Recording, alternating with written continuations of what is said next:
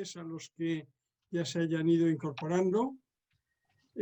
Vamos a tener hoy una nueva sesión sobre los temas electorales de Estados Unidos. Tuvimos una en octubre cuando la campaña se empezaba a hacer mucho más intensa y ahora yo creo que conviene hacer una reflexión sobre estos días tan intensos que se han vivido con tanto seguimiento de unas elecciones americanas. Yo no soy experto, los que sois expertos lo podréis atestiguar, pero seguramente es de las veces que yo he visto más artículos en prensa, más conexiones de televisión y de alguna manera una cierta inquietud y nos hemos ido aprendiendo los mapas de Estados Unidos de una manera curiosa, ¿no? Yo pienso de todas formas que para el capítulo español del Q de Roma tiene un cierto interés un momentito. Tiene un cierto interés, para el capítulo español del Q de Roma tiene un cierto interés esta sesión porque, al igual que yo se lo decía a los panelistas hace un momento, en el 2016 nosotros habíamos, Global y el capítulo habían programado un ciclo que lo titulamos Estados Unidos después de Obama, porque pensábamos en la continuidad y íbamos a ver si algunas de las políticas esbozadas en los 8 años de Obama iban a tener ese seguimiento y esa ampliación. Lo cierto es que fue inesperado en aquel momento el triunfo de Trump y además desde los primeros momentos vimos que el presidente Trump era un presidente diferente de los presidentes al uso que había tenido Estados Unidos hasta entonces, lo cual nos movió a que nosotros no siguiéramos ese ciclo. Ahora, sin embargo, no habíamos pensado en un ciclo de decir Estados Unidos después de Trump, pero yo creo que los primeros apuntes del presidente Biden nos invitan a pensar que a lo mejor en enero o febrero tendremos que volver a considerar qué está haciendo Estados Unidos y cuál es el giro que pretende dar el ganador de las elecciones. En principio, para nosotros pensamos que Estados Unidos es un agente capital en el desarrollo mundial y que evidentemente cualquier cosa que hiciese iba a tener repercusión, pero sobre todo si esa repercusión significa volver a la senda de la transición climática o de abordar el tema de las pandemias con un criterio que sea un criterio más científico y más orientado a resolver el problema y a parar esta tremenda catástrofe que supone los miles y miles de muertos en todo el mundo y también en Estados Unidos, pues va a ser positivo. Si al mismo tiempo se afianzan grados de cooperación y de alguna manera vuelve a ejercer un protagonismo que ha tenido en los últimos 150 años Estados Unidos, yo creo que sería tremendamente positivo. Y nada más, yo me callo ya, doy el paso a Cristina y a los panelistas, a los cuales les agradecemos su disponibilidad para incorporarse a este capítulo que está viviendo una experiencia curiosa, y es que en marzo-abril pensábamos que íbamos a tener que cerrar la tienda y ahora mismo tenemos una saturación de actividades que no tenemos fechas para llegar a fin de año con un cierto relajo. Así que gracias a todos los panelistas, pero también gracias a todos los asistentes que nos acompañan. Y nada más, Cristina, todo tuyo. Muchísimas gracias, José Manuel. Un saludo muy cordial a todos los que estén al otro lado de la pantalla y un agradecimiento muy especial a nuestros 3 panelistas de hoy, porque justo estábamos comentando ahora, ¿no?, que después de la semana pasada, de la intensidad de la semana pasada, yo creo que las elecciones anteriores también fueron bastante intensas, pero no, claro, no nos tuvieron 4 días pendientes del último voto en el último condado de Arizona o de Nevada, y ha sido muy, muy intenso. Por suerte, este pasado fin de semana parece que nos ha dado un respiro por el resultado final de las elecciones en Estados Unidos, y nos ha dado un respiro, o parece que nos lo puede dar pronto, la vacuna, con lo cual una pequeña luz al final del túnel parece que se nos está abriendo. Hemos planteado esta sesión como una conversación. Hay muchísimos temas encima de la mesa, muchísimos temas de los que venimos hablando varios días, pero cuyo escenario cambia, claro, radicalmente con la victoria de Biden. Así que yo invito a los 3 panelistas a que comenten, intervengan cuando quieran. Yo os voy a ir lanzando algunos temas que me parece que nos pueden ayudar a acotar la conversación, pero por favor introducid los que os parezcan oportunos, y al final de la sesión, como suele ser habitual, tendremos las preguntas de los participantes de toda la audiencia, que ya han empezado a comentar, así que seguro que va a haber muchas. Bueno, ya saben que hoy tenemos con nosotros a Cristina Crespo, que es coordinadora general del Instituto Franklin de la Universidad de Alcalá de Henares, a Carlota García Encina, que es investigadora principal del Real Instituto Elcano y profesora de la Universidad Francisco de Vitoria, y a Juan María Hernández Puertolas, que es economista, periodista, experto en política estadounidense y también articulista de La Vanguardia. Quería empezar por algo que creo que tenemos todos encima de la mesa. Ha sido, como decía, un respiro la victoria de Biden, pero sabemos que en paralelo Trump ha puesto en marcha una serie de procesos, o por lo menos de intentos de procesos judiciales para cuestionar el resultado de las elecciones.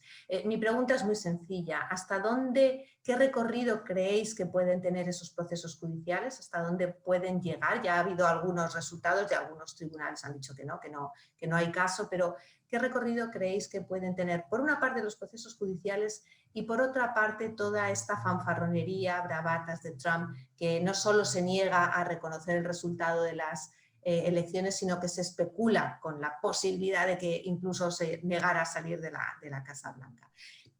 Cristina, por ejemplo, empezamos contigo y luego vais comentando el resto. Bueno, sabemos que tiene que recurrir en distintos estados. Es decir, esto que él dice así a grandes rasgos de que va a ir al Tribunal Supremo de los Estados Unidos, eso no puede hacerlo así. Primero tiene que ir a temas muy concretos dentro de cada estado. Él está recurriendo el que se acepten o no ciertos votos por correo. Incluso ya durante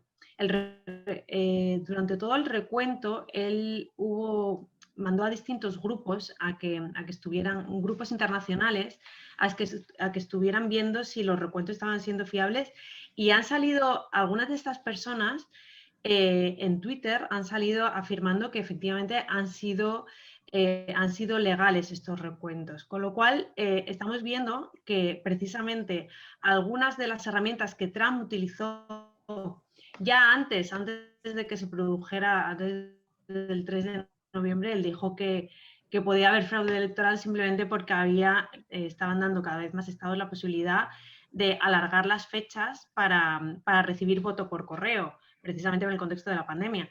Entonces, él ya empezó a prepararse para intentar impugnar esos votos. Esos votos, primero son los estados los que marcan la jurisdicción de qué votos son aceptados y qué no. Ahora, justo hoy ha salido también la oficina de correos diciendo que siguen recibiendo papeletas que, dependiendo de la jurisdicción de cada estado, serán aceptadas o no, pero todavía hoy se están recibiendo algunos votos y muchos de ellos no están siendo aceptados. Entonces, ¿qué recorrido puede tener Trump? Tiene un recorrido bastante corto. La cuestión es qué recorrido tiene en los apoyos a ese discurso de que las elecciones no han sido legales o que han sido fraudulentas. Creo que en ese sentido ya hay muchos republicanos que están diciéndole, están, digamos, posicionándose en el lado de no tenemos evidencias, no podemos decir que esto sea verdad, pero es verdad que muchos otros están poniendo de perfil hasta que pase un poco más, sobre todo hasta que llegue el 20 de enero, porque el tiempo que tenemos ahora, este impasse hasta que el nuevo presidente hasta que empiece la nueva administración y que llegue el nuevo inquilino de la Casa Blanca, todavía Trump tiene ahí un margen de maniobra en la que todos no quieren verse expuestos a qué puede y qué no puede hacer Trump. Entonces, en ese sentido, quizá muchos republicanos en ciertos cargos están esperando a que pase un poquito más de tiempo, no porque tengan miedo de que se puedan impugnar, porque yo creo que estamos muy lejos de que eso pueda pasar. Yo lo veo casi imposible que se puedan impugnar estas por recuento, porque haya habido fraude, que no lo ha habido, no lo ha demostrado. Pero sobre todo es eso, es cuál va a ser el recorrido de los republicanos que están sobre todo en el Senado, cómo van a reaccionar ante toda esta situación. Sí, Juan María, porque hoy justo hemos visto que el líder de los republicanos en el Senado ha dicho que sí, que habrá que, vamos, se ha puesto aparentemente más del lado de Trump, pero también hemos visto en paralelo cómo Trump ha ido tomando ya decisiones, ha destituido al secretario de Estado, al secretario de Defensa. Se pueden temer hasta los propios republicanos represalias antes, como dice Cristina, antes del 20 de enero. ¿Es por eso por lo que crees que algunos siguen dándole ese apoyo incluso sabiendo que no tiene recorrido? El personaje es difícil de adivinar porque realmente es una realidad cuando partes de hechos alternativos, que es un poco la filosofía de que no estamos hablando de lo mismo, pues es muy difícil de adivinar. El debate la semana pasada eran los recuentos en muchos estados son automáticos, cuando es medio punto o un punto automáticamente se dispara el recuento, eso vivimos en Florida en el año 2000, aunque era una situación muy distinta, era un estado muy concreto y en unos recuentos, en este es muy distinto, y luego la posibilidad de que no contaran determinados votos. Eso también, como comentaba Cristina, pues es la ley. Incluso, además, los magistrados conservadores tienden a interpretar literalmente la ley. Entonces es blanco o negro. Si estaba el matasellos tal día, son válidos. Si no, no son válidos. No hay vuelta de hoja, ¿no? Pero luego, además, diciendo la realidad y su contraria, es también ya más el tema político y más casi entramos en un terreno psicológico. Está diciendo, por un lado, que se va a impugnar las elecciones, que se va a luchar contra viento y marea para impugnar todo lo impugnable, y al mismo tiempo está insinuando que se va a presentar en el 2024, con lo cual da por hecho que ha perdido. Pues, las dos cosas a la vez no puede ser, ¿no? Entonces el Partido Republicano está en un gran dilema. Mitch McConnell, que es el líder de la mayoría republicana en el Senado, de momento pues dice, bueno, vamos a apoyar, pero da la sensación es un poco que es de una posición temporal, que realmente esto va a ser pues a la espera de lo que pasen, porque luego además el fenómeno legal, que ya hablaremos supongo a lo largo del coloquio, es tremendo. Donald Trump tiene ante sí no solo como presidente, sino como empresario, una factura legal muy, muy importante. Sin exagerar nada, puede acabar en la cárcel. Entonces realmente se especula con la posibilidad de que se autoperdone antes del 20 de enero. Es un tema constitucional muy, muy delicado. En realidad estamos ante una incógnita. Pero a mí me da la sensación de que responde mucho al personaje. Ir siempre hasta el abismo, hasta el borde del abismo, para luego pues, intentar negociar o salvar lo salvable. Bueno, precisamente esa cuestión, ¿no?, de la autoexculpación, del autoindulto, sería el colofón de una presidencia sumamente atípica, ¿no? Y, llegando efectivamente a ese borde del abismo. Carlota, esto lo hemos comentado muchísimo estos días, ¿no? Antes de justo los días de las elecciones, pero seguimos comentándolo hoy. Por una parte, las encuestas daban muchísima ventaja a Biden. Ya sabemos que las encuestas tienen unos márgenes de error, pero aún así parecía que el margen por lo general era mayor. Y por otra parte se ha confirmado que ha habido una enorme movilización, la mayor movilización en la historia de Estados Unidos, pero no ha sido solo a favor de los demócratas. O sea, también el segundo presidente que más votos ha recibido en la historia, el segundo candidato, ha sido Donald Trump en estas elecciones. Como analistas y como estudiosos del país, ¿qué se nos sigue escapando ahí? ¿Cómo, por una parte, la técnica demoscópica y por otra parte, las percepciones siguen sin ver esa enorme realidad de más de 70 millones de personas que han vuelto a apoyar al presidente Trump después de 4 años, después de 235.000 muertos por COVID, después de la situación económica que hay?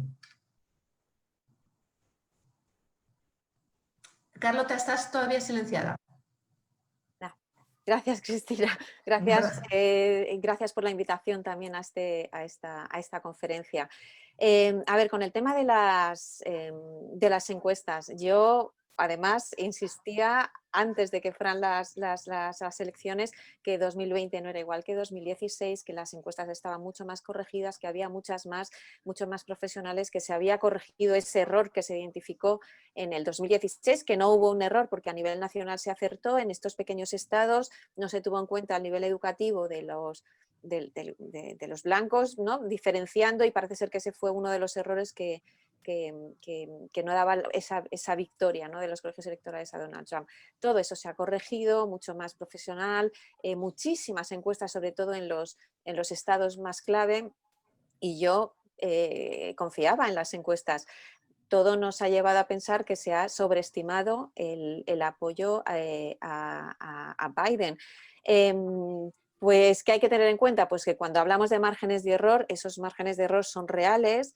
Yo creo que hay que tener en cuenta que hacer las encuestas durante las pandemias es muchísimo más difícil también. Yo creo que también no se sabe valorar ese efecto Trump realmente en las encuestas.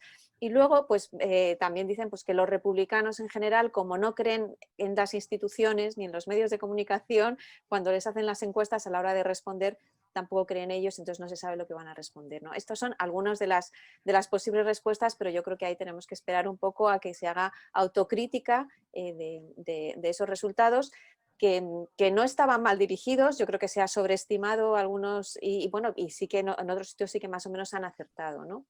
Pero bueno, eso habrá que hacer autocrítica.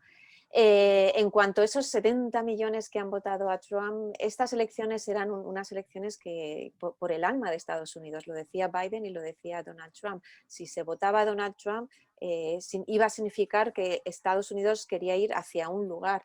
Si ganaba Biden, que Estados Unidos quería ir hacia otro lugar bien diferente, ¿no? Policy over personality, a lo mejor. ¿Qué ha pasado? Pues que ni una ni otra. Es decir, que todavía no sabemos cuál es el alma de Estados Unidos. Quien ha votado para que Trump se marche, ese voto no ha sido suficiente para decir que Estados Unidos no solo es Trump, pero tampoco todo lo contrario. Es decir, hay que esa polarización de la que hemos hablado hace muchos años, o sea, durante toda la etapa de Donald Trump, ahí está. Quizás una respuesta podría ser que se ha matado al mensajero, pero que el mensaje está ahí.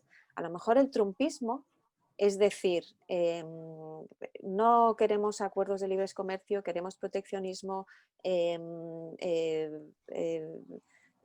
toda esa retórica, a lo mejor anti-inmigración, a lo mejor eso es algo que está ahí, ese mensaje está ahí, ese mensaje está muy presente en determinados grupos estadounidenses, pero por otro lado, a lo mejor Trump ya no es el ideal, ¿no? El mensajero ideal, quizás porque envenena demasiado, ¿no? Pero yo creo que todo eso que Trump le ha dado la vuelta, ¿no? Ha tirado por los aires todo tipo de conceptos preestablecidos. El déficit público, por ejemplo, que para los republicanos era impensable, pues ahora tener la máxima deuda no pasa absolutamente nada. Proteccionismo, lo que he comentado antes, ¿no?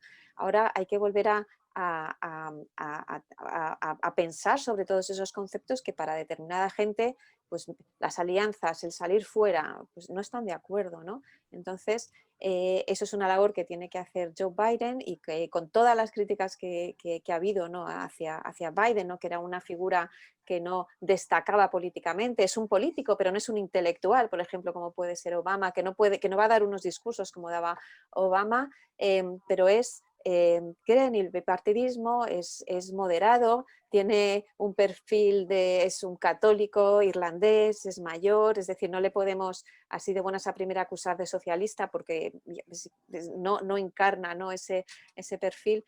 Quizás tenga esa capacidad de unir, ¿no? Y yo creo que ese es el mensaje que ha intentado hacer, y que por eso yo creo que al final ha ganado. Mientras Donald Trump intentaba inflamar todo el tema de las guerras culturales, Biden no quería entrar en esa guerra cultural, pero sí que hablaba de las desigualdades económicas. Había un artículo en el Financial Times que se titulaba Biden está lucha, la guerra económica y no las guerras culturales, ¿no? Él quería unir a los americanos pendiente del tema económico, pendiente de la sanidad, pero no entrar en todo el tema de las guerras culturales, ¿no? Intentar unir. Yo creo que lo ha dicho reiteradamente en el último debate, al final lo dijo: yo soy el presidente de todos los norteamericanos, y creo que con ese mensaje es con lo que se tienen que quedar los norteamericanos en una situación muy difícil, crisis económica, pandemia, división, pero yo creo que al menos lo va a intentar y tiene la experiencia, así que a ver qué pasa. Pues Tú, os quiero hacer Cristina, una querías pregunta. aportar Sí, Yo quería un añadir tema una técnico. cosita. por supuesto. Claro. Y Cristina y luego Juan María. Yo sobre el tema de las encuestas, yo creo que hay una de las cosas que tener en cuenta es el voto oculto, el que llaman el shy Trump vote, el voto tímido Trump, que por lo visto ronda en torno al 7-9%.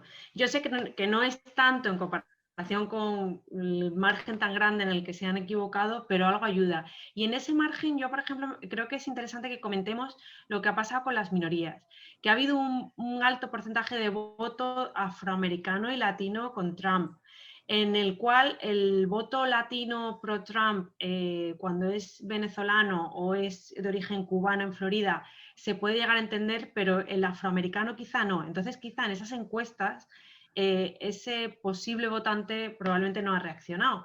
O no, bueno, no ha contestado o ha contestado algo que no era cierto.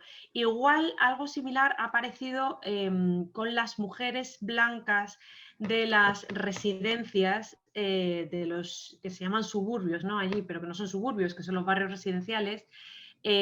Estas mujeres se les señaló mucho cuando hace 4 años salieron en las estadísticas que habían votado mayoritariamente a Trump. Y creo, bueno, ya tendremos que esperar un poquito para poder analizar ese grupo de votantes, pero según creo no estaban tan alineadas esta vez con Trump. Y yo no creo que es que no estuvieran alineadas con Trump, es que yo creo que no estaban contestando a las encuestas. Por eso digo que habrá que esperar a analizarlos para ver cómo han votado de verdad en estas elecciones.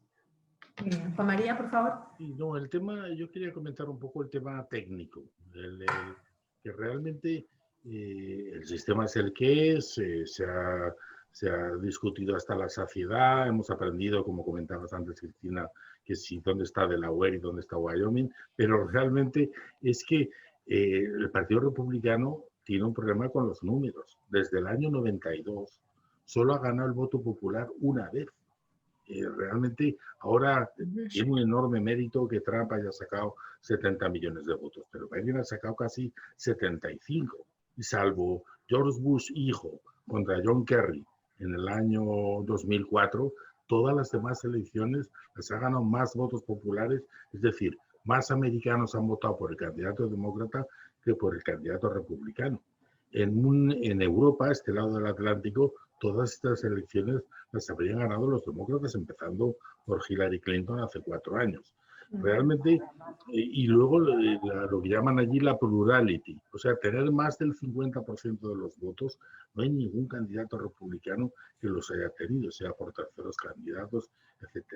O sea que de cara al futuro, yo creo, como se ha comentado también ahora recientemente, que las encuestas han podido fallar en el grado de apoyo de las minorías étnicas, la minoría hispana, que era la mayor numerosa en estas elecciones, superaba a la afroamericana. También se ha discutido hasta la saciedad que no se puede generalizar.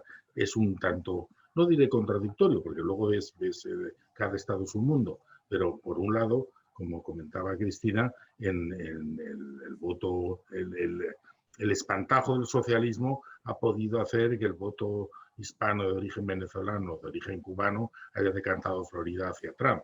Pero en cambio el voto hispano de origen mexicano ha podido decantar a Arizona del lado de los demócratas, como pasó sucesivamente en estados de origen republicano, como eran Colorado, Nevada, Nuevo México, etc. O sea que el mapa, desde el punto de vista, la demografía no gana elecciones a corto plazo, pero a medio plazo sí. Texas, por ejemplo, era muy difícil que ganaran los demócratas en Texas, pero se van acercando. Curiosamente, Hillary Clinton sacó mayor porcentaje en Texas de lo que había sacado Obama. El trend, la tendencia parece clara, con lo cual el Partido Republicano tiene mayor sensibilidad hacia este tipo de minorías o realmente su futuro está en peligro, al margen de que el trumpismo sin Trump, que es muy complicado. En todos los líderes pasa. Estos hiperliderazgos son muy difíciles. No hubo, todos intentaban imitar a Kennedy en los demócratas, todos intentaban imitar a Reagan en los republicanos, pero imitar a Trump realmente es un reto, es muy, muy difícil. Es one of a kind, es un personaje insólito. Yo os quiero plantear un tema que a mí me ha interesado mucho, sobre todo en el último tramo de la campaña, que tiene que ver con lo que ya ha pasado, o mejor dicho, que no ha pasado, y luego pasamos, si os parece, a las perspectivas de futuro. Pero me ha interesado mucho también como analista desde este lado del Atlántico, lo que se ha ido contando de las posibilidades de erupciones de violencia, ¿no? Y me llamó, por ejemplo, muchísimo la atención el análisis que hizo International Crisis Group, que es un think tank muy serio dedicado al conflicto, que por supuesto yo creo que nunca se les habría ocurrido hacer un documento sobre Estados Unidos y que le dedicó un documento específico a las posibilidades que había de brotes de violencia por múltiples motivos, ¿no? Y bueno, sobre todo ligado a la existencia de esos grupos, de esas milicias supremacistas blancas, armadas, etc. Si me dejáis compartir mi opinión, a veces creo que también hemos exagerado en eso, ¿no? Era todo tan atípico, porque al final, afortunadamente, no hemos visto esa violencia. Hemos visto protestas, sí, de un lado, de otro, celebraciones, contra celebraciones, pero afortunadamente no hemos visto ese riesgo de enfrentamiento armado. Y mi pregunta es, ¿hasta qué punto creéis que analistas, periodistas, también contribuimos a crear un clima casi radical, ¿no? Por lo menos en los planteamientos? ¿O creéis que esas posibilidades estaban ahí y que hemos salvado por los pelos? No sé, Carlota, ¿qué te parece? Bueno, Cristina, yo voy a decir unas cifras que me las habrás oído tú en estos días que hemos coincidido, y es sobre esa polarización, ¿no? Que antes de las elecciones había un 80% de demócratas que decían que si los republicanos ganaban, Estados Unidos se iba a ir hacia una dictadura. Y el 90% de los republicanos decía que si los demócratas ganaban, el país iba a ir hacia un país socialista, ¿no? Y la otra cara de la moneda era que un 90% de los norteamericanos piensa que el principal problema del país es la polarización y la división. Eso yo lo entiendo como que hay una mayoría de norteamericanos que son conscientes de esa polarización y esa división y que quieren acabar con ella, ¿no? Entonces yo siempre me he apoyado en esas estadísticas pensando en esos estudios que realmente los norteamericanos están un poco también cansados de esa polarización y esa división y que quieren bajar un poco el tono. Por eso creo también, a raíz de lo que he dicho antes, creo que por eso Biden ha conseguido esos apoyos, porque hay un cansancio de tanta polarización y de tanto enfrentamiento. Por supuesto, eso no va a pasar de la noche a la mañana, ¿no? Pero yo creo que eso es importante. Y lo que dices de los medios de comunicación, a raíz de lo que hablabais antes de qué va a pasar ahora hasta el 20 de enero, yo creo que aquí los medios de comunicación, las redes sociales van a hacer mucho, ¿no? Depende cómo vendan este periodo de transición, cómo envenenen o no envenenen. Uno de los mayores temores de este periodo es a nivel de seguridad nacional. Es el momento ideal para la interferencia de desinformación desde fuera, porque entre el caos, los twitters, lo que se dice es el momento ideal para que rusos, chinos, iraníes puedan meterse y desinformar y crear cierto caos, ¿no? Entonces, yo creo que es interesante que las propias instituciones estadounidenses estén pendientes de eso, ¿no? Y yo creo que también hay un deseo de frenar eso, ¿no? Yo creo que en general está habiendo un deseo de todas las fuerzas, ¿no?, sociales y políticas de querer calmar un poco precisamente ante esa posibilidad, ¿no?, esa interferencia extranjera. Cristina. Yo, fíjate, yo también estaba como tú, yo pensaba que se iba a desatar no sé, un caos, una violencia extrema, precisamente porque también las encuestas nos decían eso. Hubo una encuesta que salió que 1 de cada 3 estadounidenses veía con buenos ojos el uso de la violencia si había habido fraude electoral, con lo cual ya te indica que se presuponía que podía surgir cierta violencia. Pero por sacar algo positivo de lo que está ocurriendo recientemente, yo vi con sorpresa y también con optimismo la reacción de los medios de comunicación de canales como la Fox cuando silenciaron a su presidente, cuando Donald Trump empezó a decir que podía haber un fraude electoral, y directamente cortaron la emisión y dijeron esto no es así, no hay ninguna evidencia de ello, y han empezado muchos medios a posicionarse en ese sentido. Es decir, parece que están diciendo, bueno, hasta aquí hemos llegado, esto es la democracia, estas son las reglas del juego y todos vamos a defender lo que tenemos. Entonces, yo creo que es muy positivo lo que está pasando.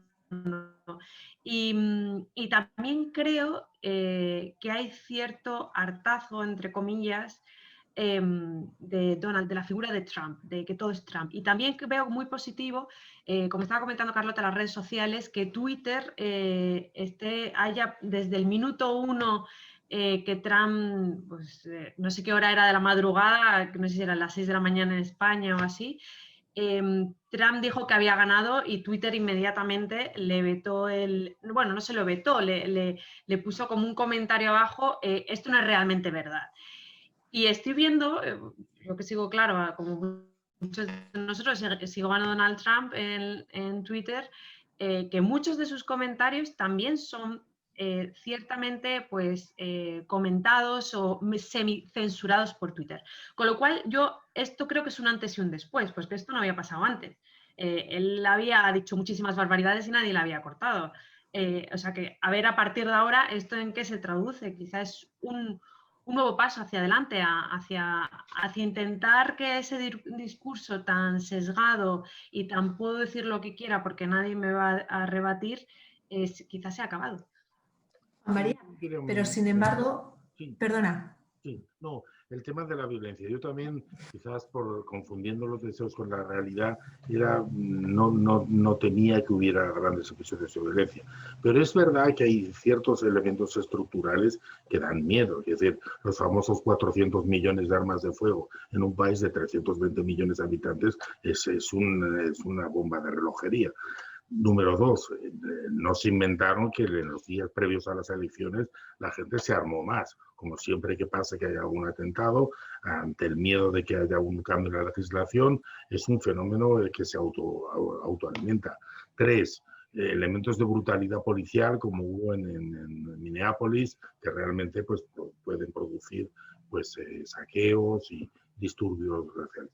Y 4, el tema que está muy relacionado a esa violencia. Es decir, a mí me daba el tema de las brigadas o famosas en estados del Midwest como Michigan, etcétera, es, si me permiten la frivolidad, perro ladrador, poco mordedor. Exhiben las armas, etcétera, pero no van a arremeter. Evidentemente que puede haber algún incidente armado, pero no parece que vaya a haber como guerra civil, como se comentaba. Realmente no tenía ningún sentido. Y por otro lado, tampoco era plausible, con todo lo esotérico que sea el personaje de Trump, que intentara dar un golpe de Estado para evitar la derrota. Tampoco es plausible en los Estados Unidos. Las instituciones funcionan. Yo quería además aprovechar para enlazar con lo que acaba de comentar Cristina, ¿no? El papel de los medios y de las redes sociales, porque junto con la alegría, porque las redes han empezado a alertar de que ese contenido no es cierto, también surge el debate sobre los límites de la libertad de expresión y hasta qué punto un medio de comunicación como una televisión tiene derecho a cortar a alguien que está haciendo unas declaraciones, por mucho que sean falsas, ¿no? Este debate ya surgió en la campaña anterior. El New York Times ya avisó en un momento determinado que no podía tratar igual una declaración que sabía flagrantemente que era una mentira y otra que no lo era, pero aún así no dejamos de generar nuevos debates en torno a los límites de la libertad de expresión Y lo quiero vincular además con otro tema que habéis comentado, que es todo el de las guerras culturales y la guerra contra lo políticamente correcto o no, que ha sido una de las batallas de Trump en estos últimos 4 años, ¿no? No sé quién, tú mismo, Juan María, si te parece.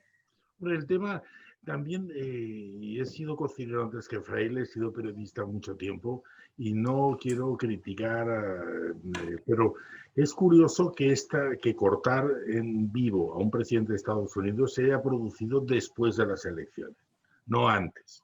Realmente es significativo. Es decir, mientras estaba ahí en la Casa Blanca, bueno, sigue estando en la Casa Blanca, pero bueno, yo creo que se lo abre.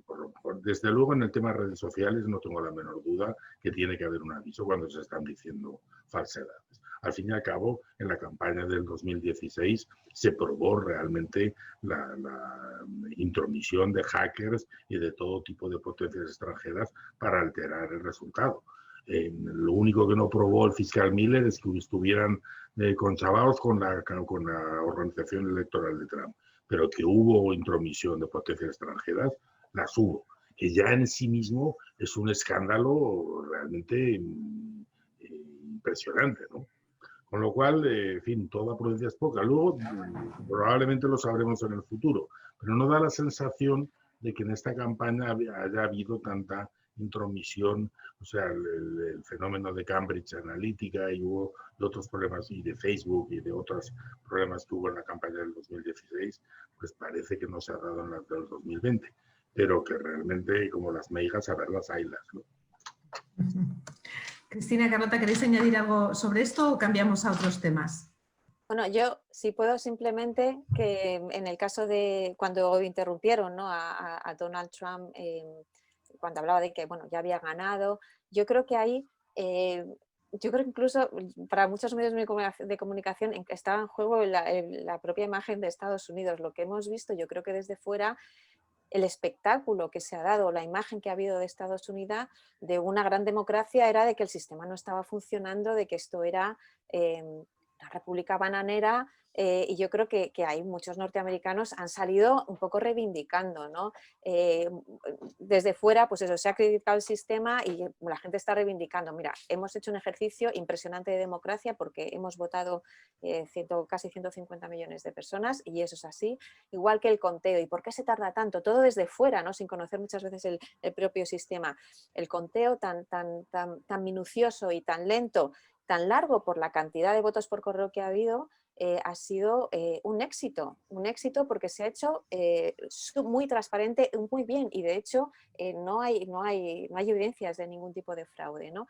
Entonces yo creo que también muchos han querido reivindicar, y también desde los medios de comunicación, esa es mi impresión, un poco la imagen de Estados Unidos y de su democracia, ¿no? Ha habido unas elecciones, se ha votado, se ha movilizado muchísima gente y eso es lo que queremos decir, ¿no? Yo creo que eso, el propio Estados Unidos lo han puesto por encima del propio presidente. Sí, abundando un poco en lo que dice Carlota, quiero referirme al primer debate. Amigos míos norteamericanos y opiniones evidentemente editoriales genuinamente avergonzados por ese debate, en el que no se escuchó a ninguno de los dos candidatos. Incluso podemos tener todas las opiniones habidas y por haber por el presidente Trump, pero que Joe Biden le llamara payaso en público no es americano, es el presidente de Estados Unidos. Hay que tener un respeto, ¿no? Con lo cual, y eso muchos americanos dijeron, ¿qué ejemplo estamos dando al resto del mundo, ¿no? Afortunadamente el segundo debate ya fue mucho más civilizado. Pero eso, y vuelvo a insistir en mi punto, que las instituciones, que la tradición democrática, las instituciones funcionan, es un punto positivo a favor de la sociedad americana. Quería plantear... Perdona, Cristina. No, simplemente un breve comentario sobre lo que comentabas de las guerras culturales y bueno, pues simplemente yo creo que ahora también tanto el Partido Republicano como el Partido Demócrata tienen que reinventarse. El Partido Republicano porque está totalmente destrozado después de Trump. ideológicamente el Partido Republicano tiene que volver a reestructurarse y a recomponerse. Y por otro lado, tenemos un Partido Demócrata que tampoco tiene muy claro de por dónde va. Ahora mismo están más debatiendo sobre la política identitaria y los distintos grupos y minorías que lo conforman, y si se vira más hacia la izquierda del todo o si Biden va a retomar el timón y quedarse un poco en el centro, pero no virarse demasiado a la izquierda. Entonces, ahí se abre un antes y un después, porque sinceramente yo creo que estas elecciones han sido sobre Trump o no Trump, no sobre Biden. Y mayoritariamente han votado a no Trump. Pero ideológicamente el país ahora mismo tiene que un poco hacer esa autorreflexión, y con ellos sus dos grandes partidos, de hacia dónde vamos.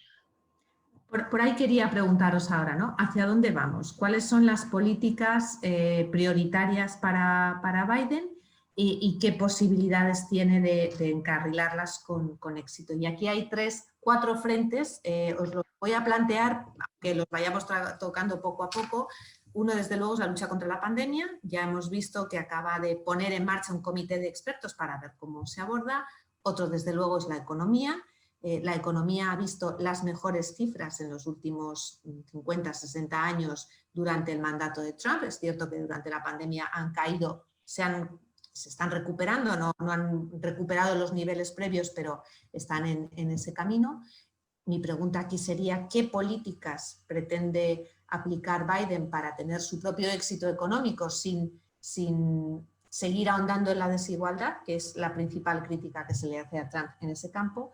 El tercero es algo que también ha anunciado Biden, la vuelta al Acuerdo de París y qué puede esperar el mundo de la política medioambiental de Biden, hasta qué punto puede reconstruir una industria que se ha basado en el fracking en los últimos años, en el poder de la autosuficiencia energética de Estados Unidos. Y el último punto, que además coincide con algunas de las preguntas que están llegando, es lo relacionado con la política exterior, ¿no? ¿Qué podemos esperar de Estados Unidos en su política exterior? Sé que son macrotemas, que ya empezamos a no tener mucho tiempo, pero os voy a pedir si podéis hacer algún apunte sobre esto. Y luego al final os voy a pedir también una valoración sobre Kamala Harris como vicepresidenta, no lo queremos evitar para nada.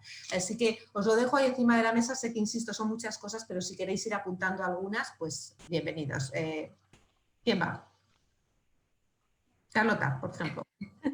A ver, voy a intentar responder a 3 cosillas intentándolas ligar a ver si me sale un discurso coherente. A ver, ¿qué va a hacer Biden? Bueno, la economía. Evidentemente, Biden se va a centrar en el tema económico, en salir de la crisis, salir de la pandemia. Ya ha dicho que se va a crear un comité, eso va a ser lo más importante, y relacionado con la pandemia va a tener que ser sacar un monto de ayuda importante para los estadounidenses, ¿no? Se acordó uno en marzo, muy importante, se estaba esperando acordar otro y de repente Donald Trump frenó las negociaciones, que los demócratas de la Cámara no están tal. Bueno, el caso es que no salió adelante. Yo creo que ese sería un inicio espectacular y fundamental para la presidencia de Biden, porque eso requiere primero de un consenso entre los dos partidos y, por otro lado, ayudar a los norteamericanos, porque se está pasando una verdadera crisis económica, y yo creo que ese sería un buen camino para iniciar esa presidencia. Yo he estado viendo un poco cómo puede ser esa política exterior de Donald Trump, ¿no? Y yo creo que una de las cosas interesantes es que para Donald Trump la política doméstica y la política exterior están absolutamente ligadas. ¿Qué significa esto? Biden quiere fortalecer Estados Unidos a nivel doméstico. Eso significa invertir en infraestructura, invertir en tecnología, invertir en educación, es decir, ser fuertes dentro, ¿no? Una política exterior de la clase media, que llaman, ser fuertes dentro para poder salir fuera y competir, ¿no? Competir con China, que es es el elemento primordial, ¿no? de la política exterior. Entonces yo creo que esto va a ser importante. Liga la política doméstica con la política exterior centrada en fortalecer esa política económica, ¿no? Y a ver, y sobre el clima, bueno, curiosamente además, el 4 de noviembre justo oficialmente Estados Unidos salía del acuerdo del clima, ¿no? Porque no se hacía efectivo hasta ahora y va a durar poquísimo, ha sido orden ejecutiva, va a volver enseguida. Yo creo que no se trata solo de volver, ¿no? Yo creo que se trata de volver y de dar un paso más allá. Y esto es con todo, ¿no? Con todo lo de la política exterior. Biden ha dicho que quiere cooperar, quiere volver a reunir a todas las democracias, principalmente para hacer frente a los grandes retos transnacionales. La pandemia, la primera, el cambio climático, las disrupciones tecnológicas. Él es consciente del valor de trabajar con los otros porque es imposible que un único país pueda hacer frente a todos estos retos transnacionales.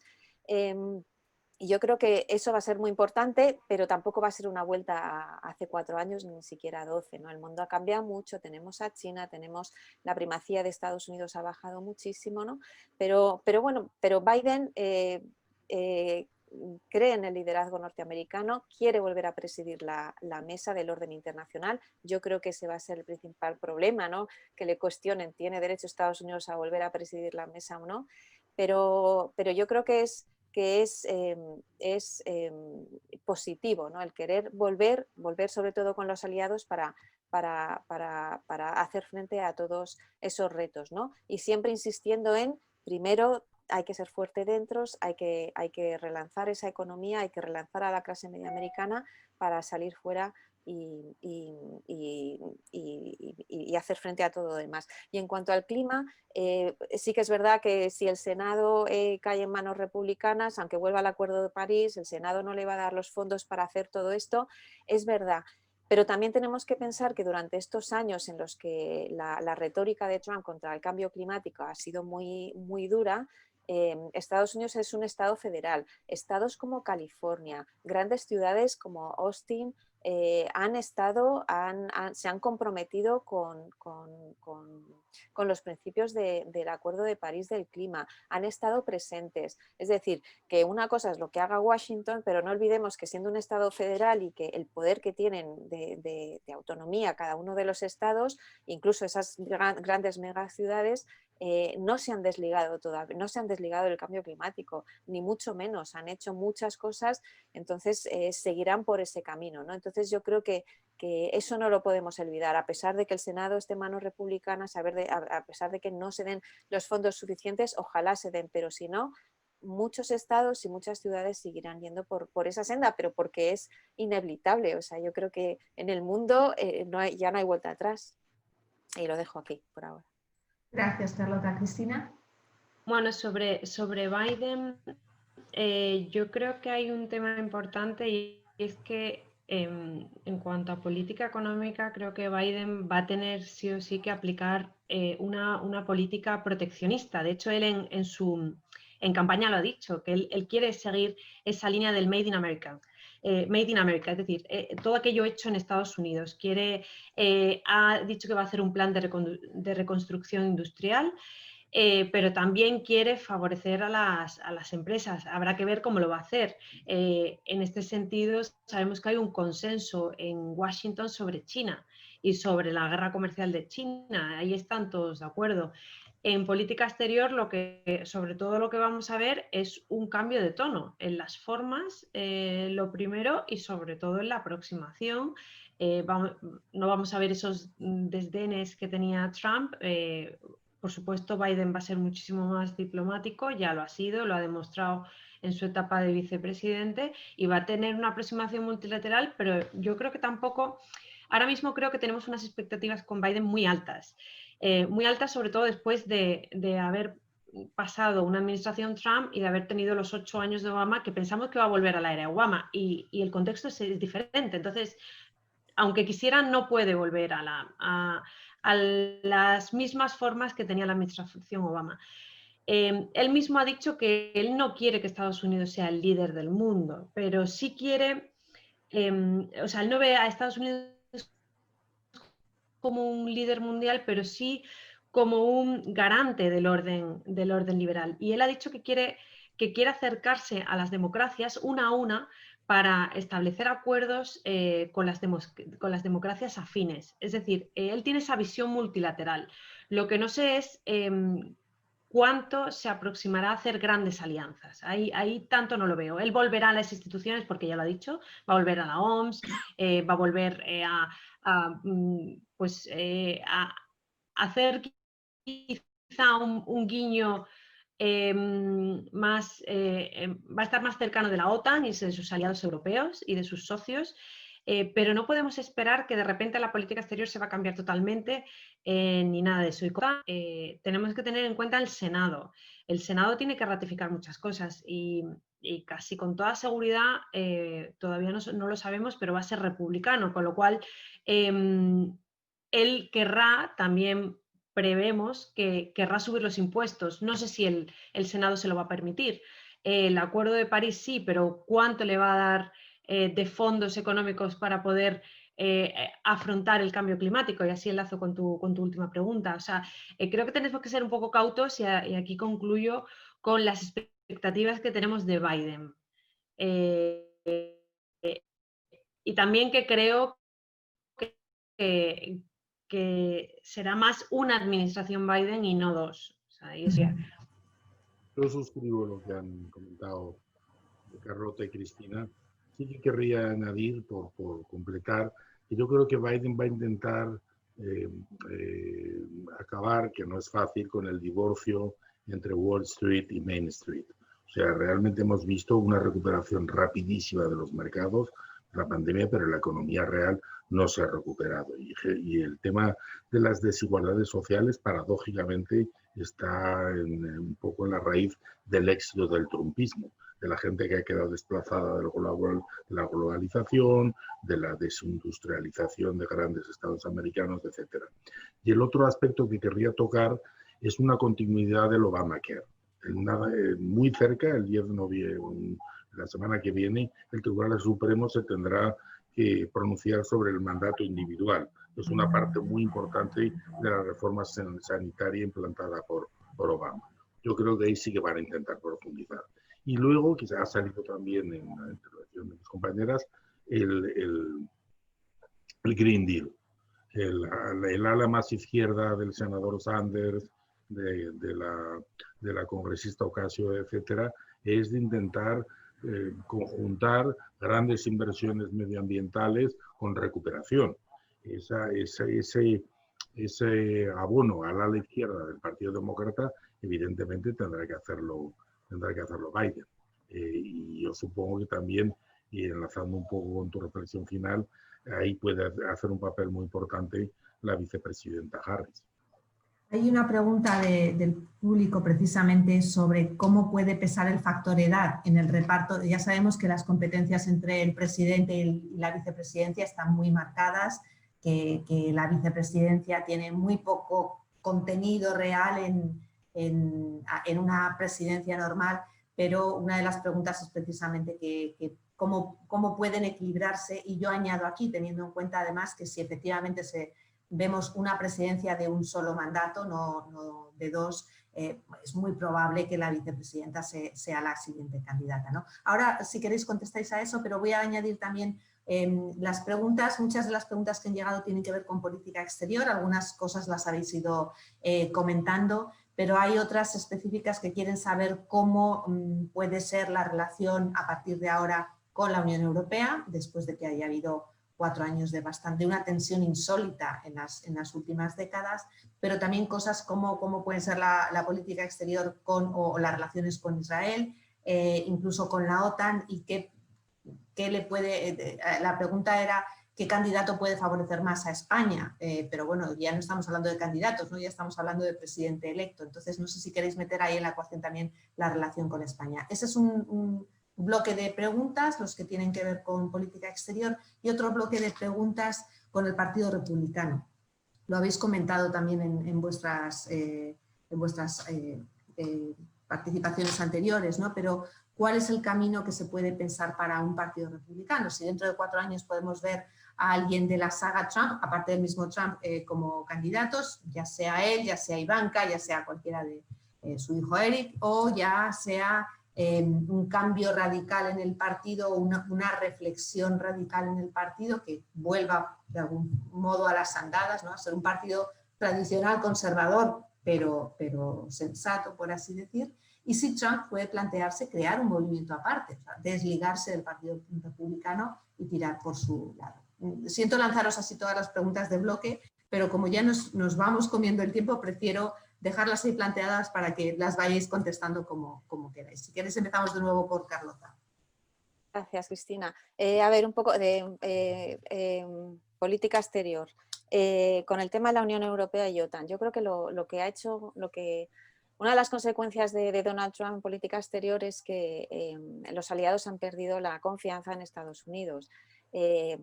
Porque haya ganado Biden, la confianza no se recupera así de buenas a primeras, ¿no? Yo creo que el principal temor es nos vamos a confiar y Biden, ¿qué va a pasar en 2024? ¿Va a volver a haber otro revés en Washington y vamos a tener que darle la vuelta a todos los acuerdos a los que hemos llegado, ¿no? Yo creo que ese es uno de los principales temores, pero qué duda acaba que, bueno, que los europeos, los países europeos están más felices con Biden, pero por el hecho de que va a volver a hacer la política exterior como se hacía antes, es decir, vuelve el Departamento de Estado, vuelve la comunidad de inteligencia. Lo que ha hecho Donald Trump estos años es negociar con la Unión Europea, con los países europeos de manera bilateral, nunca con Bruselas, ¿no? Divide y vencerá, es un poco lo que ha hecho, ¿no? Esas relaciones bilaterales con países como Polonia, pero con Bruselas no, con Francia y con Alemania complicada, y luego saltándose de alguna manera las instituciones, esa política muy personal, lo hemos visto con Putin, lo hemos visto con Kim Jong-un. Macron en su momento intentó tener ese acercamiento personal con Trump, pero no dio sus frutos. Entonces con Biden por lo menos va a haber una vuelta a las instituciones, a los funcionarios que se reúnen, que dialogan, es decir, en ese sentido va a ser mucho más fácil. Evidentemente no es lo mismo, porque ¿qué han aprendido los europeos en estos 4 años? Pues que hay que empezar en ellos mismos, en ser independientes, porque Estados Unidos no siempre va a estar ahí. ¿Han aprendido la lección? Pues lo vamos a ver ahora. Con Biden tampoco pueden decir, qué bien, ya está otra vez aquí el amigo americano. No, yo creo que el mundo ha cambiado mucho. Europa ha apostado por esa autonomía estratégica o la versión más light o menos light de esa autonomía estratégica y evidentemente quieren seguir adelante. Con Biden van a negociar, van a hablar y van a dialogar. Yo creo que el tema de los aranceles, por ejemplo, es algo que se resolverá bien, porque lo que hacía Trump era poner aranceles a amigos y a enemigos, no distinguía. Biden distingue a los amigos y a los enemigos. Lo que sí que quiere Biden es, sobre todo a los aliados, tenerlos de su lado para hacer un frente común a China. Y yo creo que aquí pueden tener sus divergencias. La manera en la que Europa hace frente a China a lo mejor no va a ser la misma que quiera hacer Biden, ¿no? Que Biden va a ser duro con China tal y como ha dicho, ¿no? Entonces ahí pueden tener sus posibles enfrentamientos o discordancias. Con respecto a Rusia igual. Biden quiere ser duro con Rusia y por eso ha dicho que la OTAN va a invertir en deterrence, en la OTAN para los países de Europa del Este que hagan frente a Rusia, y eso Alemania como lo ve. Alemania no le gusta tampoco esa política tan de confrontamiento con respecto a Rusia, ¿no? Entonces yo creo que va a haber una buena comunicación, se van a sentar, pero evidentemente van a chocar en algunos de los temas, ¿no? Y precisamente yo creo que el tema de la confianza es algo que está ahí, porque lo que nos ha dicho el resultado de estas elecciones es que, aunque gane Biden, todos esos americanos que han apoyado el trumpismo o a Trump están ahí.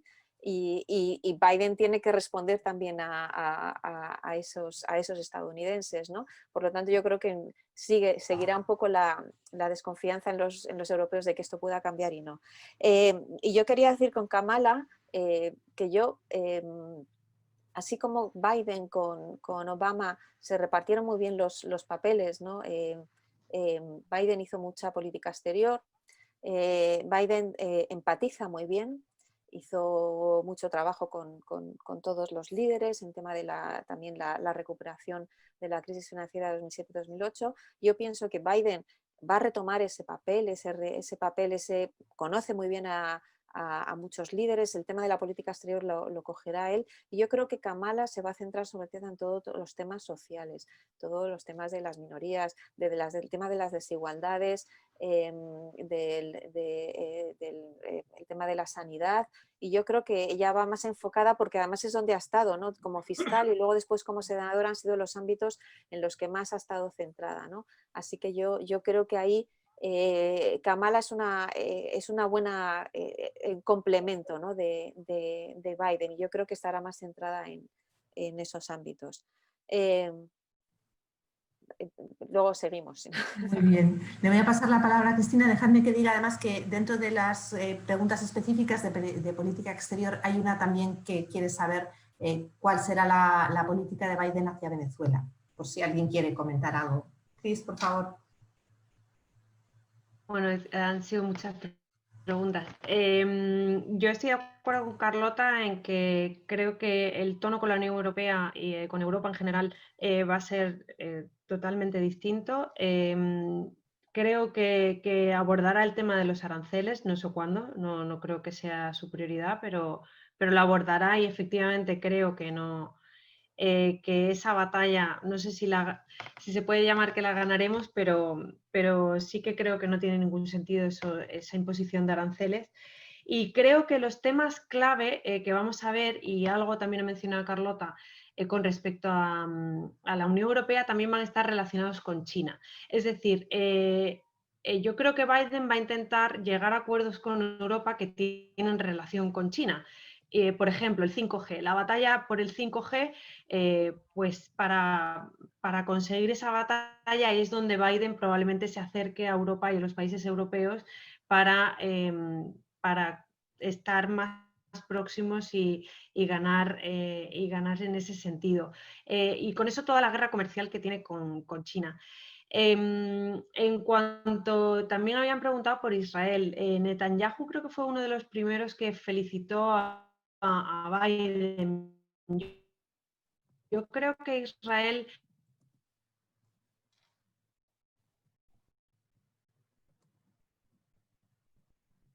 No sé si soy... es uno de esos puntos en ese sentido, pero Biden va a tener una relación cordial con Israel, por supuesto, y como así lo tiene Washington y lo tiene Estados Unidos. Y sobre Latinoamérica o Venezuela en concreto, están preguntando. Yo creo que él se va a presentar contra otros dictadores y tal, y él sí que va a intentar centrarse, yo creo, en Centroamérica, en que Centroamérica, de hecho, quiere aprobar un plan importante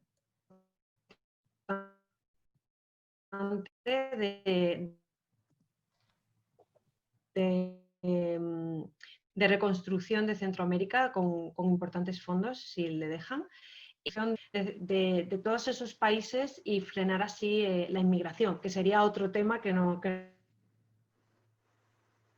voy a sacar, pero... ¿Comentar algo? Sí, te vamos a pasar, Cristina, estamos teniendo problemas de conexión, se nos corta. Pero que también sería importante. Y en cuanto a Kamala Harris, yo creo que lo que vamos a ver es cómo se va a ir construyendo.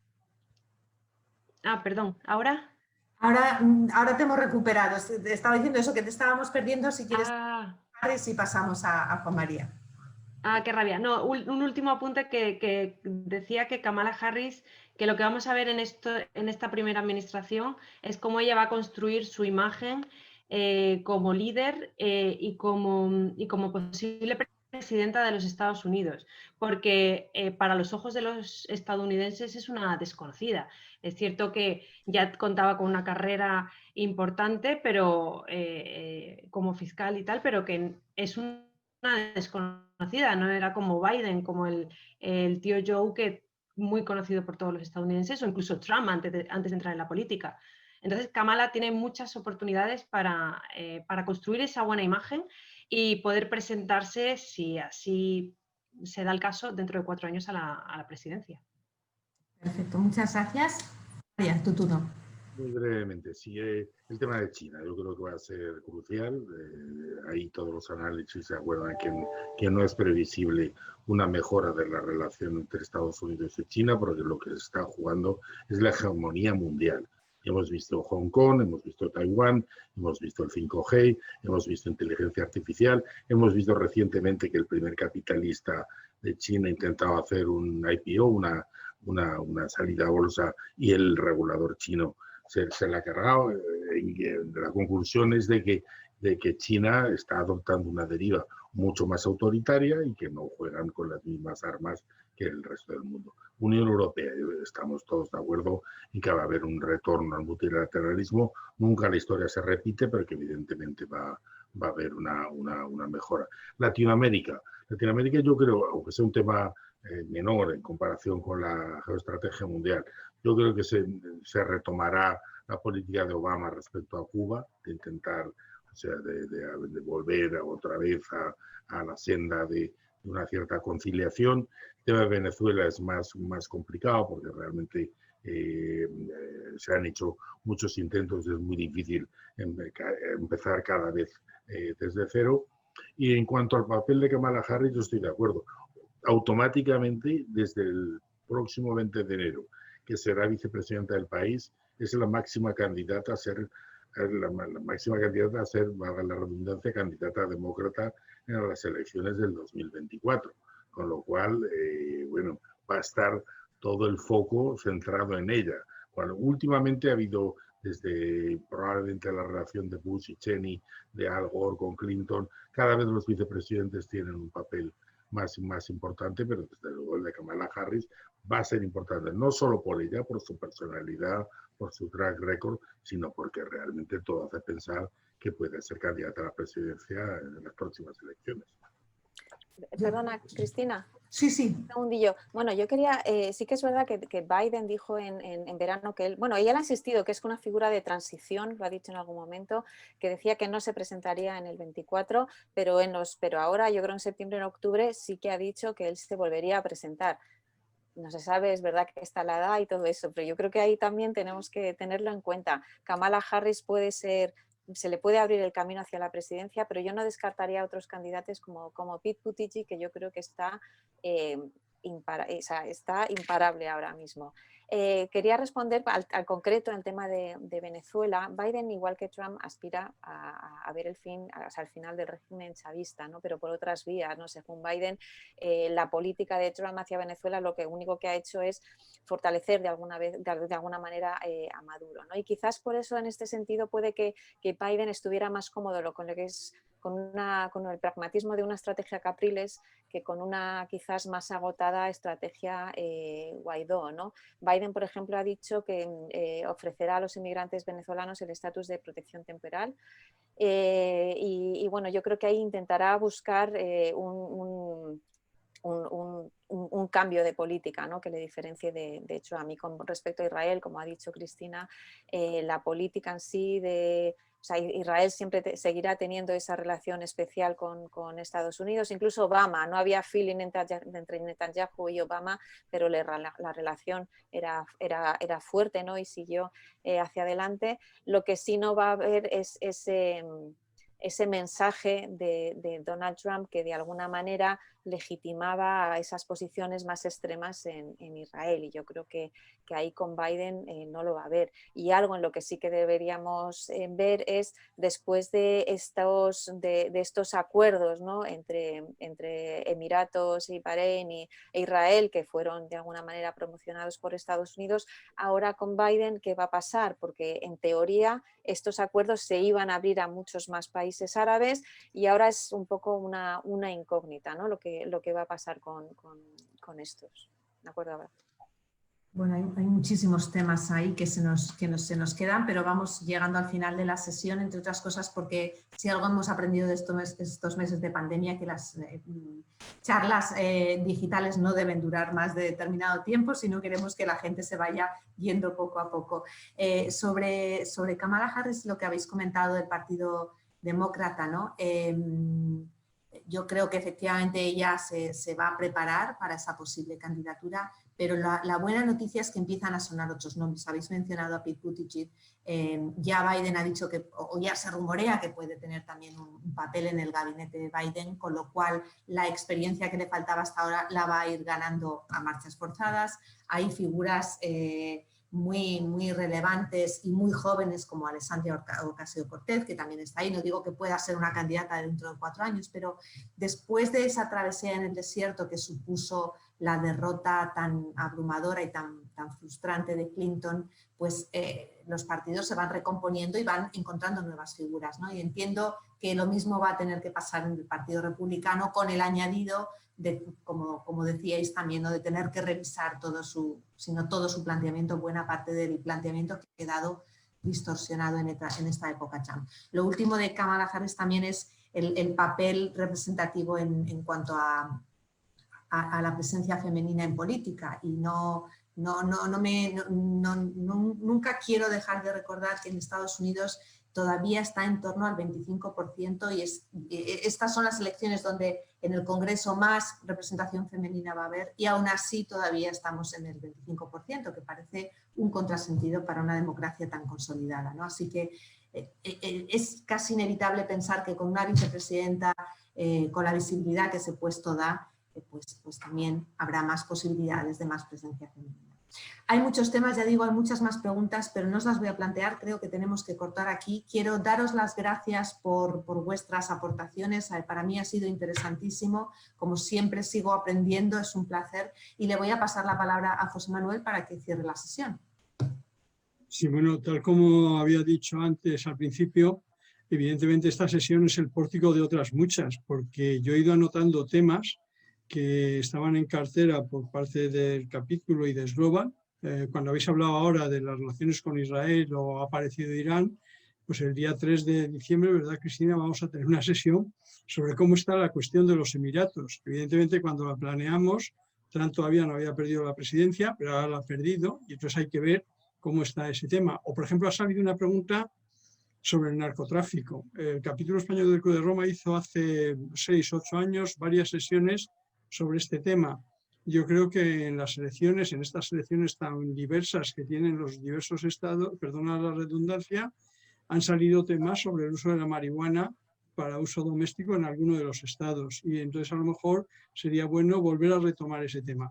La ventaja que tiene el capítulo es que, como pensamos globalmente y a largo plazo, pues podemos saltarnos estos temas y dejarlos para marzo o para abril y volverlos a convocar.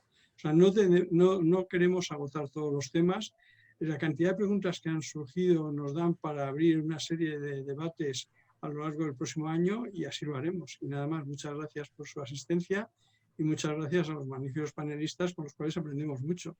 Yo la verdad es que estoy aprendiendo muchísimo, cosa que a mi edad ya es una cosa difícil. Lo que pasa es que ya os dije en una de las sesiones anteriores que uno de mis mejores amigos decían que uno seguía siendo joven siempre que fuera más joven que el presidente de los Estados Unidos. Como si hubiera salido Trump, pues yo tendría 1 año menos que Trump, pero ahora tengo 5 años menos que Biden, y esto me da muchísima moral para seguir aprendiendo e incluso volver a presentarme y hacer el preuniversitario. Pues nada más, muchísimas gracias y nos vemos en unos días en otras próximas sesiones. Muchas gracias. Gracias.